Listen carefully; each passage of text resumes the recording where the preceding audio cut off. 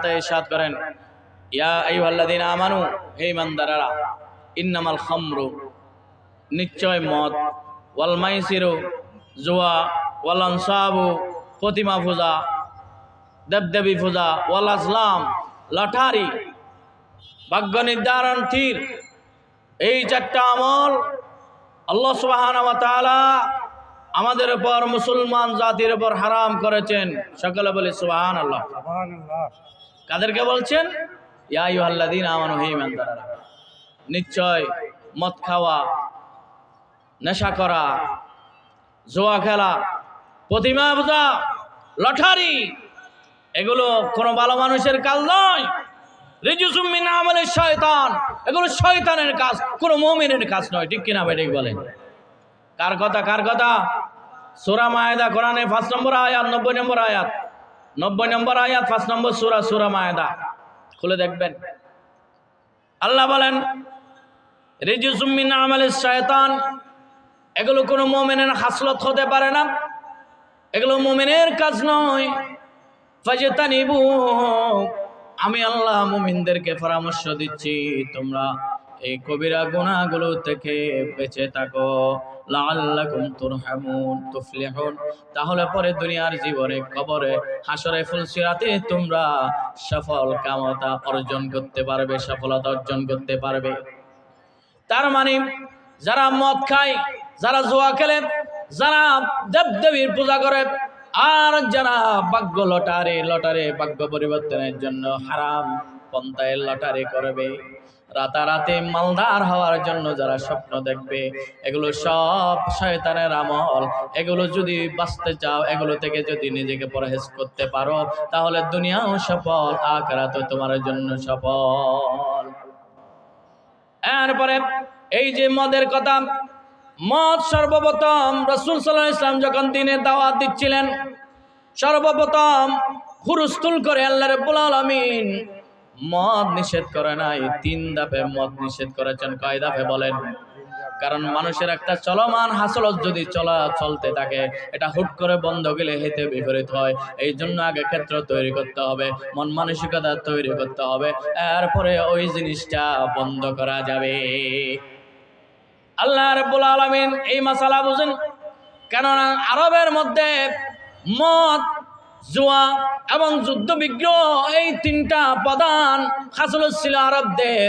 ওই যুগে যখন যুদ্ধ বিগ্রহের জন্য মানুষ ঘর থেকে বের হতে দ্বিধা করতে না, নারীর লিপ্সু মানুষ ছিল, নারীর সামাজিক মর্যাদা ছিল না, আত্মমর্যাদা ছিল না, নারীদেরকে যত্র নাউজুবিল্লাহ বুক করত, কোনো নিয়ম কানুন ছিল না, এবং সবার ঘরে কম বেশি মদ পাওয়া যেত। তারা আঙ্গুর থেকে, খেজুর থেকে মদ তৈরি করতেন। যখন ইসলাম আসলো, এই সমস্ত বদ খাসলত থেকে আস্তে আস্তে আল্লাহ রাব্বুল আলামিন বাইর করতেছেন।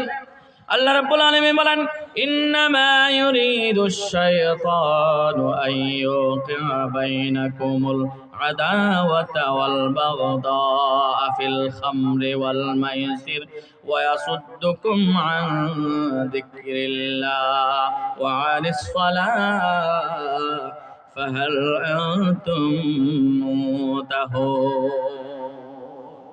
আল্লাহ রাব্বুল আলামিন আস্তে আস্তে এই মদটাকে কি করতেছেন, মুসলিম সমাজ থেকে যারা সাহাবায়ে কেরামরা আল্লাহ রাসূলের হাতে বায়াত গ্রহণ করে ঈমানের দরজায় যারা চলে আসছেন, তাদেরকে আল্লাহ সুবহানাহু ওয়া তাআলা আস্তে আস্তে এই মদ, জুয়া, লটারি থেকে ট্রিটমেন্ট দিচ্ছেন। সকলে বলে সুবহানাল্লাহ।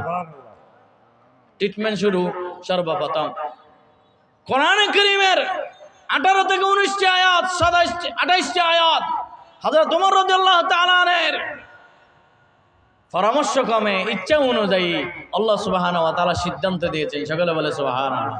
এটা তো আমরা জানি। মদের এই আয়াত যখন নাযিল হলো, সূরা মায়েদার 90 নং আয়াত, আল্লাহ রাব্বুল আলামিন যখন মদকে হারাম করলেন, কোরআনে কারীমের আরেকটি আয়াত, ইয়াসালুনাকা আনিল খামরি ওয়াল মাইসির কুল ফীহিমা ইসমুন কাবীর ওয়া মানাফিউ লিন-নাস ওয়া ইসমুহুমা আকবার মিন নাফিহিমা, সূরা বাকারার 219 নং আয়াত আল্লাহ সুবহানাহু ওয়া তাআলা বর্ণনা করলেন।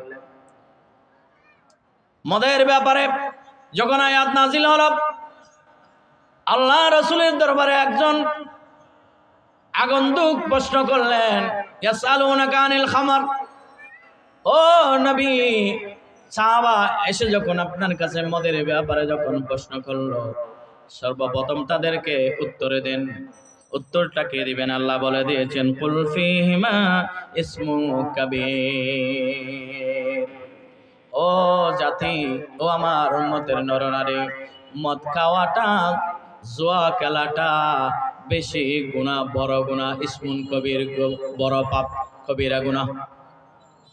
ওয়া মানাফিউ লিন-নাস, যদিও বা সাময়িক কিছু উত্তেজনা এই মদ খেলে হয়, নিজেকে বাদশা বাদশা মনে হয়, নিজেকে ক্ষমতাধর মনে হয়, নিজে সবার ঊর্ধ্বে মনে হয়, মনের মধ্যে একটু ফুর্তি আসে। অথবা জুয়া খেলে কিছু টাকা পেলে মনে হয় আমি সচ্ছলতা অর্জন করেছি। আল্লাহ বলেন, না না, মদের ভিতর এবং জুয়ার ভিতর তোমাদের জন্য সামান্যতম যদিও উপকার থাকে, কিন্তু উপকারের চেয়ে অপকার বেশি। সকলে বলে নাউযুবিল্লাহ। উপকার বেশি না অপকার বেশি? অপকার বেশি। লাভ বেশি না ক্ষতি বেশি? আল্লাহ বলছেন, এই মদ এই জুয়ার মধ্যে তোমরা যদি কিছু লাভ দেখো, আমি আল্লাহ তোমাদের লাভের চেয়ে ক্ষতির দিক বেশি দেখি। অতএব তোমরা এই মদ এই জুয়া ছেড়ে দাও। কার কথা? আল্লাহ। এরপরে এতটুকু আয়াত নাজিল হওয়ার পরে ওমর রাদিয়াল্লাহু তাআলা আল্লাহ রাসূলের দরবারে গিয়ে আরজি দিলেন, ইয়া রাসূলুল্লাহ, আল্লাহর কাছে দোয়া করুন, আল্লাহ যাতে মদ এবং এই জুয়ার ব্যাপারে আরো বেশি আমাদেরকে নসিহত করে, সাকা করে বর্ণনা করে, সাফ করে বর্ণনা করে। সকলে বলে সুবহানাল্লাহ। ফাদুআ ওমর ফাকুরিয়াতু আলাইহি ক্বাল আল্লাহুম্মা বাইয়িন লানা ফিল খামারি বায়ানান শিফা। এই সর্বপ্রথম আয়াত মাসআলাটা যখন কোরআনে কারীমের 219 নং আয়াত যখন নাজিল হলো মদের ব্যাপারে, ওমর রাদিয়াল্লাহু তাআলা আল্লাহর দরবারে ফরিয়াদ করলেন, আল্লাহ, মদের ব্যাপারে আরো স্পষ্টভাবে আপনার বক্তব্য আশা করি। এরপরে আল্লাহ রাব্বুল আলামিন দ্বিতীয়বার মদের ব্যাপারে আরেকটি আয়াত নাজিল করলেন। এবার আল্লাহ রাব্বুল আলামিন বলেন, ইয়া আইয়ুহাল্লাযীনা আমানু লা তাকরাবুস সালাতা ওয়া আনতুম সুকারা হাত্তা তা'লামু মা তাকুলুন। সূরা নিসা কোরআনে কারীমের 4 নং সূরা 43 নং আয়াতের দ্বিতীয়বার আল্লাহ রাব্বুল আলামিন মদের ব্যাপারে সিদ্ধান্ত দিচ্ছেন, এ আমার বান্দাবান্দীরা, অন্তত তোমরা যখন নামাজে দাঁড়াবা ওই সময় যদি নেশাগ্রস্ত থাকো তাহলে নামাজের নিয়ত করিও না নেশা কাটা পর্যন্ত। তার মানে কোন নামাজীর জন্য মদ মুখে নেওয়া আল্লাহ পছন্দ করেন না। ঠিক কিনা বেডি? এতটুকু আয়াত নাজিল হওয়ার পরে ইদা উকসিমতা সলাতা ইউনাদি আলা লা ইয়াকরাবান্না সলাতা সুকরান।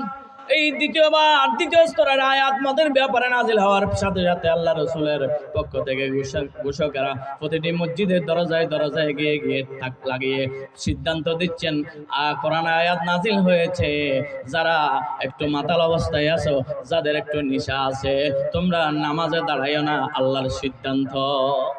এই আয়াতটা যখন ওমর রাদিয়াল্লাহু তাআলা কানে গেল আল্লাহর দরবারে, আমার আজিদিন আল্লাহ, সর্বশেষ সিদ্ধান্ত কি? আপনি এটা জাতিকে জানায় দেন, আপনার গোলামদেরকে জানায় দেন।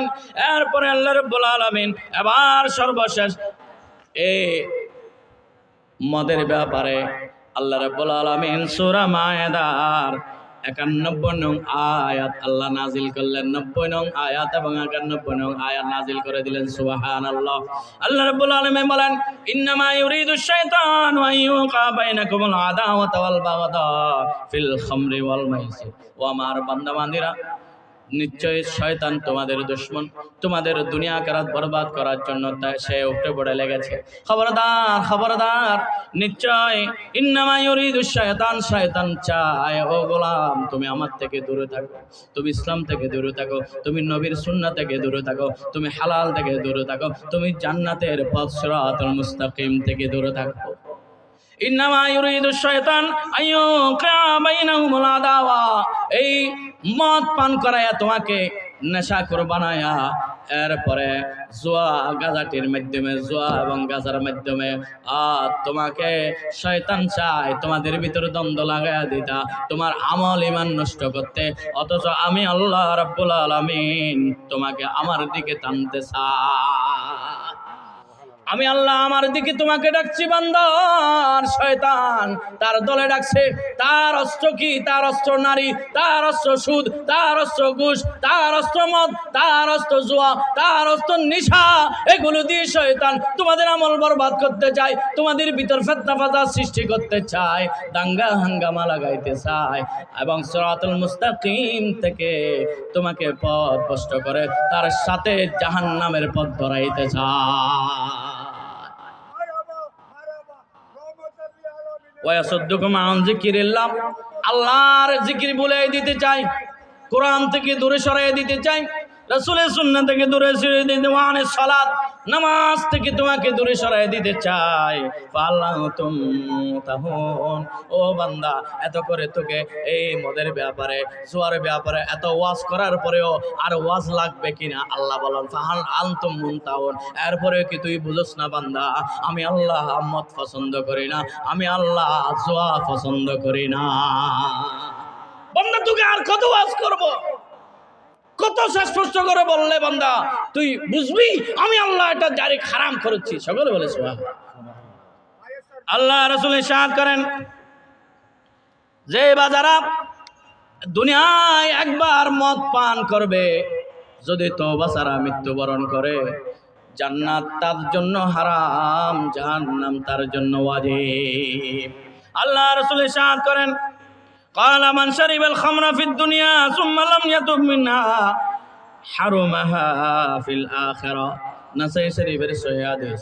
আল্লাহ রাসূল ইরশাদ করেন, ও আমার উম্মতের নরনারী, যে ব্যক্তি দুনিয়ায় থাকাকালীন মদ একবার এক ফোঁটা গালে দিবে, তওবা নসিব হবে না, সে নেফাক নিয়ে ঈমান হারা হয়ে দুনিয়াতে মৃত্যুবরণ করবে, তার জান্নাতের শরাবের নহর থেকে এক ফোঁটা পানিও তার জুটবে না, হাউজে কাউসারের পানি তার নসিবে জুটবে না। কত বড় কথা! আমরা রাসূলের সুপারিশ চাই কি চাই না? সকলে বলে চাই কি চাই না? আমরা রাসূলের হাতে নূরানি হাতে শাফাত এবং হাউজে কাউসারের পানি চাই কি চাই না? জান্নাতের নহরের পানি পান করতে চাই কি চাই না? যদি চাই এই সুদ, এই ঘুষ, এই মদ পান আমাদেরকে ছেড়ে দিতে হবে। রাজি আছি কিনা মুসলমান? আল্লাহ আমাদেরকে তৌফিক দান করুন। সকলে বলে আমিন। অনুরূপভাবে লাটা